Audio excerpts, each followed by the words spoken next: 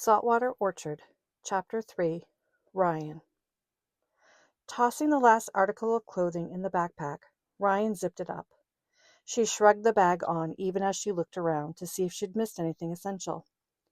All she really wanted to do was curl up on the couch and watch an episode of Friends, but she refused to wait for Stan to come back and bang on her door. "Erica, hustle up! We need to get moving!" Ryan called down the hallway to where she could hear her daughter singing to herself in her bedroom.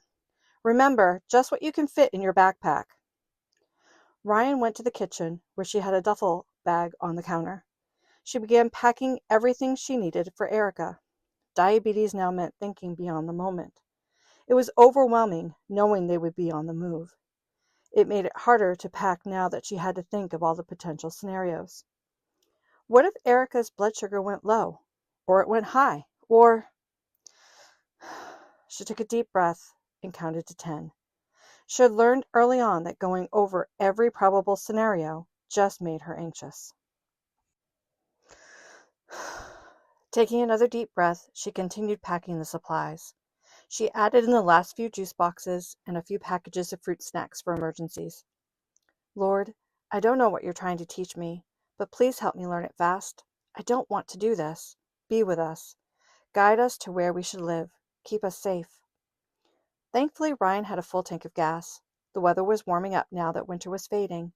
The evenings were still cool, but they could sleep in the car with the heat going if it got too cold at night. The biggest obstacle would be school. Classes would be out in just a few weeks, though.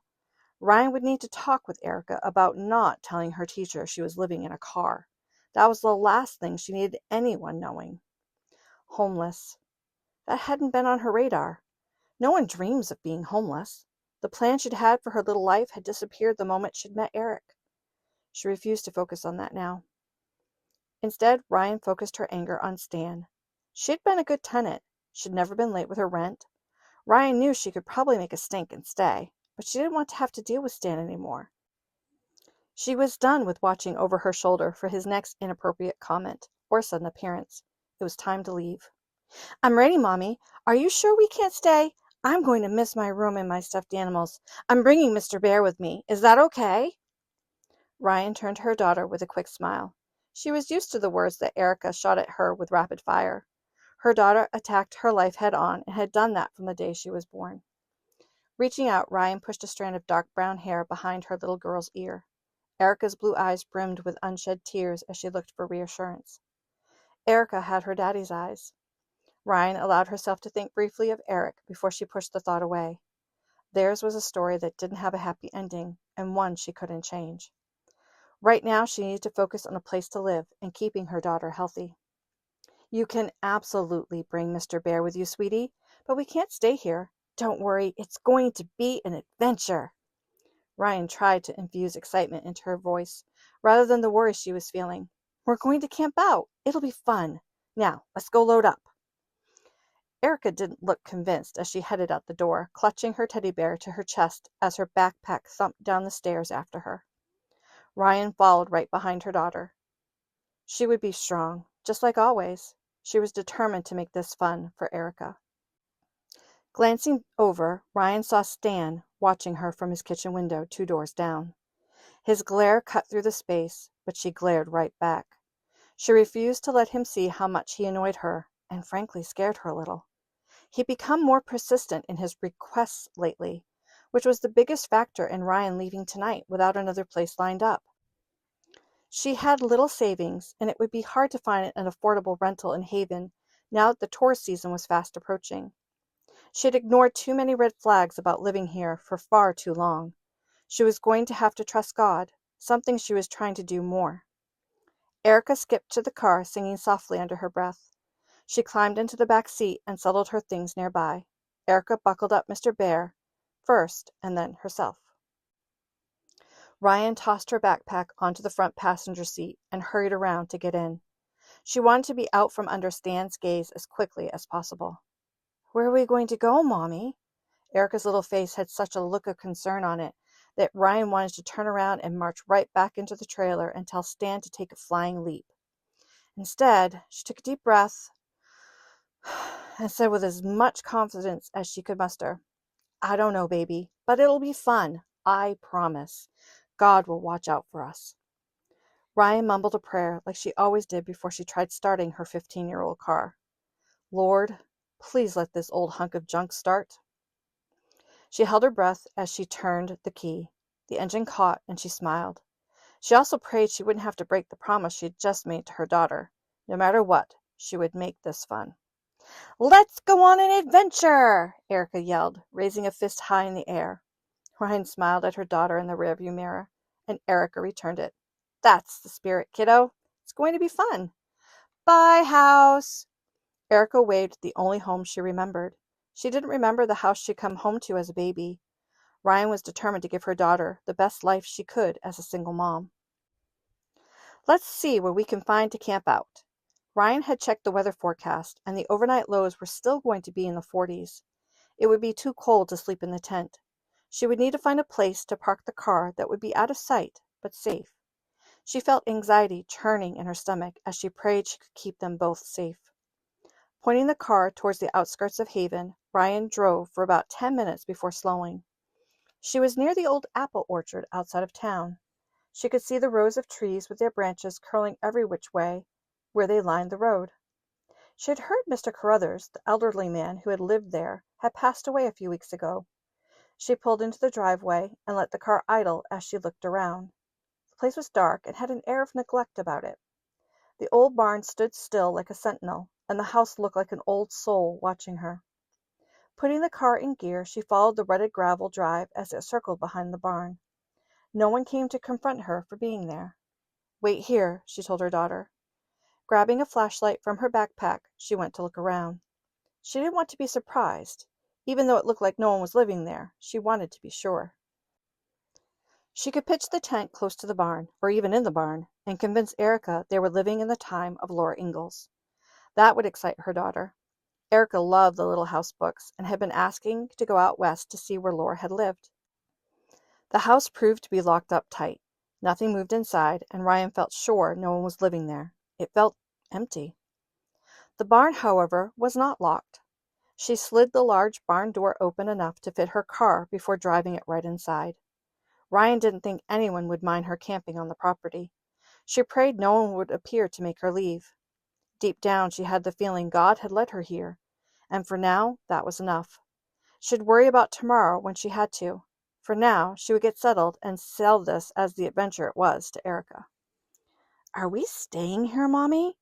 Erica's eyes shone bright, brighter than they had in a long time. Ryan often worried on how growing up without a father and then being diagnosed with diabetes would impact her daughter's self-confidence.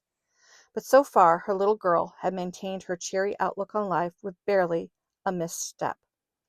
Maybe Ryan needed to follow her daughter's example. Ryan turned in the seat to answer her daughter. "This is it, sweetie. We're going to pretend we're living in the West with Laura Ingalls as our neighbor. They're just over the ridge. Won't this be fun? No electricity, no water, just you and me. We'll have to find some of those things tomorrow, but for tonight, we'll sleep here until we can explore a little more. I have tomorrow off from work, so we'll get everything set up. How does that sound?" The little girl clapped her hands together and squealed, "Yes, I love this adventure, Mommy. I can't wait." Ryan breathed a sigh of relief. "Let's go explore and see if we can find a place to sleep." She stepped out of the car and opened the back door for Erica. The little girl jumped out and did a little spin. "This is going to be so much fun!" She took off, skipping down the main aisle of the barn towards the door. "Hang on, kiddo. Wait for me." Ryan hurried to catch up where her daughter stood in front of a closed door. Bouncing on her toes, Erica asked, "What do you think's inside?" "Let's find out." Ryan grabbed the door handle. The rough door had leather hinges and a piece of curved branch for a handle. Ryan pulled it open and shined her flashlight inside. Erica wrinkled her nose. "Ew! Something smells." Ryan hid the smile that was threatening to bloom on her face. They'd opened the door to a stall that hadn't been cleaned. From the smell of it, something might have even been living there recently. She shut the door. Ryan smiled down at her daughter. "It's just a stall. An animal lived there and it needs to be cleaned out. Maybe we can do that tomorrow." "I bet Laura had to clean stalls." "I bet she did too, kiddo. Let's keep looking." The next 3 doors opened to reveal stalls as well. all needed a good cleaning, Ryan sighed. If they couldn't find a clean space that would work, they might have to sleep in the car tonight. It was at least parked in the barn.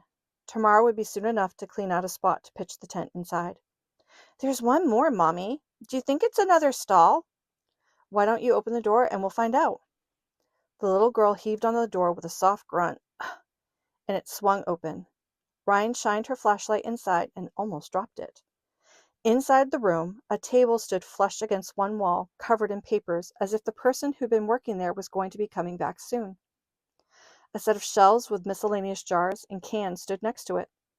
An oversized twin bed was along the other wall, neatly made with a quilt and pillows. A recliner and a small wood stove rounded out the space. Aside from the layer of dust, Ryan might have thought Mr. Carruthers was going to show up any minute to kick them out. She couldn't believe her eyes. They wouldn't have to camp in the barn or even sleep in their car. They could stay here. Mommy, are we sleeping here? It doesn't smell as bad as those stalls did. We sure are, sweetie. We sure are. Saltwater Orchard, Chapter 4. Richard. Richard swallowed a sip of wine, pushing down the nervous feeling that had his belly full of knots. He wanted this night to be perfect, just like the woman sitting across from him. Sloane was a knockout. She had caught Richard's eye instantly when they'd first met. She wasn't the type of woman who would easily accept living in the rural part of the state Richard was now considering. The city was where she thrived. She seemed to gain energy from having lots of people around her. More than once she told him how she couldn't wait to move to some place other than Portland. Sloane didn't consider Portland city enough. She had her sights set on New York City, and she wanted to take him with her. All the same, he was hoping he could convince her to try the plan he'd been working on all afternoon. If he could make the farm viable during the year he was there, he could sell it for a nice profit. With Sloane's connections, he could go back to banking afterwards. He'd be a little behind in his career, but he could catch up easily. His goal tonight was to convince Sloane to give Haven a year before he gave the rest of his life to making her happy. It would be tricky, but he thought he had a way of presenting it to Sloane that she wouldn't refuse. Richard knew marriage was the next logical step in their relationship. They'd been dating for over 2 years. He didn't consider himself a superficial or vain man, but if he were honest with himself, Sloane's looks had been the first thing that had caught his attention. He loved her wavy blonde hair, stunning blue eyes, and the attention she attracted from other men when they were out together. Even now, Richard's chest swelled with pride at knowing she was his. Sloane had grand plans for not only her own life, but for his as well. Her level of investment in his career sometimes outmatched his own, and she'd been hinting about marrying him for the last 2 months. Richard knew she was as ready for this step as he was. Taking another sip of wine, he slipped his other hand under the table to pat his pocket, where Sloane wouldn't see. He knew the ring box was there, but he couldn't help checking on it one more time. They were finishing up the entree. He knew Sloane would decline dessert. She always did. He planned to suggest they go for a walk along the water. The moon was full tonight. It would be romantic. He would get on one knee and profess his love for her. She would love it. He hoped. It was sometimes hard to tell what Sloane would like. Anything exciting happen at work today? She asked with her one perfectly arched eyebrow. Did you meet with Jacobs over the promotion? Surprised, Richard answered without thinking. I declined it. The wineglass heading to Sloane's lips stopped midway as her eyes widened briefly before narrowing. She took a deep breath, setting the glass back on the table with a deliberate motion. Richard, why did you do something so foolish? The plan was for you to accept the promotion, which would lead to your eventual transfer to New York City. That was the plan. What changed it? I thought we'd agreed. Sloane leaned forward, tapping a long nail twice on the table, one eyebrow raised. Richard had planned to wait until after the proposal to have this discussion. He'd wanted Sloane in a romantic mood, not an antagonistic one, and he knew the idea of living in Haven would need to be presented with finesse. Scrambling, he blurted out, Something happened today. It made me rethink the move to New York right now. He made a fist under the table and tapped his knee. He needed to figure out a way to salvage the situation quickly before the evening ended in a fight. What could have happened that was more important than your promotion? Honey, we discussed this. Call Jacobs tomorrow and tell him you changed your mind. I'll talk to Daddy tonight, and he'll make sure it happens. We can fix this. There's nothing to fix. I had a complication this afternoon. My great-uncle passed away, and he left me his apple orchard, really his entire estate, in Haven. So? What does that have to do with your job? Sell it. We can use the money as a down payment on an apartment in the city. With a sip of her wine, Sloane indicated the discussion was over. I can't sell it. Not yet. Richard, you're not making any sense. Richard knew he wasn't. His mind was on how he could save the evening. He took another sip of wine to give himself time to think of how to continue. Let me give you the background. I spent most of my summers from the time I was young until I was 16 working with my great-uncle on his apple farm. Sloane raised an eyebrow at him. Manual labor? You? I can't picture it. Well, I did. I even wore flannel jeans and work boots. An outfit I hope to never see on you. Continue. Richard worked hard to keep the scowl off his face at the interruption before he continued.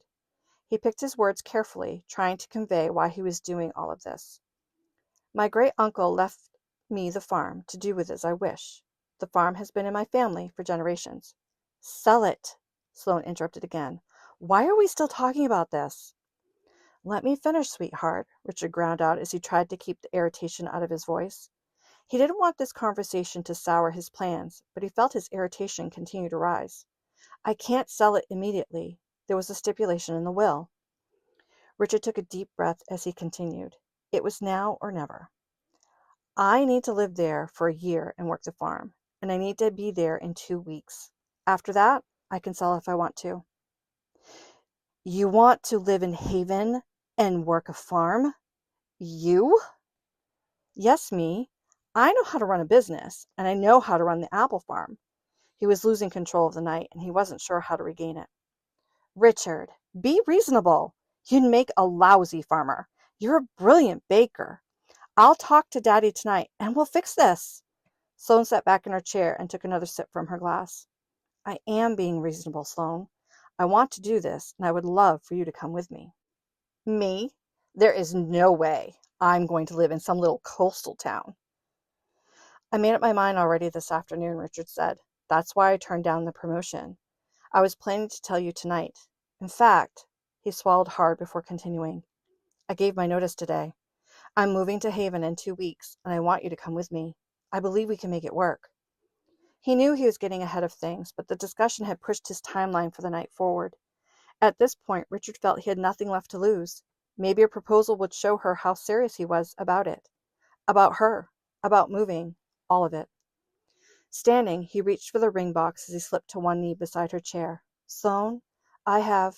Interrupting him again, Sloane hissed, Get up! Get up right now! Don't you dare do this, Richard Moseley! Not here! Not now! People are looking! Get up! She tossed a smile over her shoulder. It's right there, honey. Just under the table, she laughed. My earrings are always falling out. Thank you for finding it. Richard slid back into his chair, surprised at Sloane's reaction. They'd been discussing marriage for months. She'd hinted at the ring she wanted so much, he'd had no problem knowing which one she'd wanted. It was the same ring in the box back in his pocket. Richard was torn between his desires. On the one hand, he knew he loved Sloane. He craved the promotion and big city life. On the other hand, running the apple farm meant dealing with a host of problems, from frost and pests to harvest planning. As he weighed his options, the prospect of sticking to the familiar path crossed his mind, tempting him to abandon the idea of going to Haven. That was until Sloane rejected him. She hadn't even given it a single thought. While he'd been nervous about asking her to marry him tonight, he hadn't dreamed she'd act that way. Maybe he was wrong about this relationship after all. He was beginning to think maybe his uncle's will had saved him from making a big mistake. Richard, are you listening to me? His tone was firm as he spoke. I'm listening, but I don't think you understand what I'm saying. The truth is, I've already decided to leave Central Bank. I'm going to try to make a new life in Haven, and you're welcome to join me. The minute the words left Richard's mouth, he saw his error. He watched as color flooded Sloane's face. Her eyes narrowed. If you've already decided, then why are you here?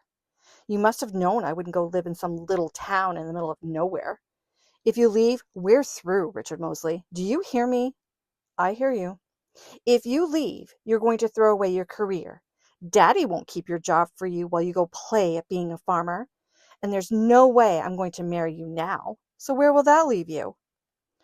I love you, Sloane, but if you can't support me in this so I can support you later, I think it leaves us right here, with you going your way and me heading to Haven alone. I won't beg, and I won't change my mind. Sloane tossed her napkin on the table and stood. Fine, but mark my words, you'll come crawling back to me sooner rather than later. Richard, farming isn't in your blood. You're a professional, a banker. Too bad you aren't acting like one. She tossed her hair over her shoulder and walked away without a backward glance. Richard worked to control his temper as the waiter hurried over to him. Are you ready to leave, sir? Was everything to your liking? Yes, everything was fine. My girlfriend, he tried not to grimace at the word, just needed some air. Very good. I'll be right back with your check. Richard watched the man hurry away. He knew he could have been happy working his way up the corporate ladder, living in the city, and marrying Sloane. But now he had another option. He wanted to see where it would take him. The decision just felt right. His mind drifted to all the things he needed to do before heading to Haven. He didn't know what he'd find when he got to the farm, but he hoped his Uncle Art had left the house in a livable condition. He was feeling eager at the opportunity ahead of him. Some might say he was having an early midlife crisis, but Richard was looking forward to seeing where his new life would lead. An apple orchard in Haven. The possibilities were endless.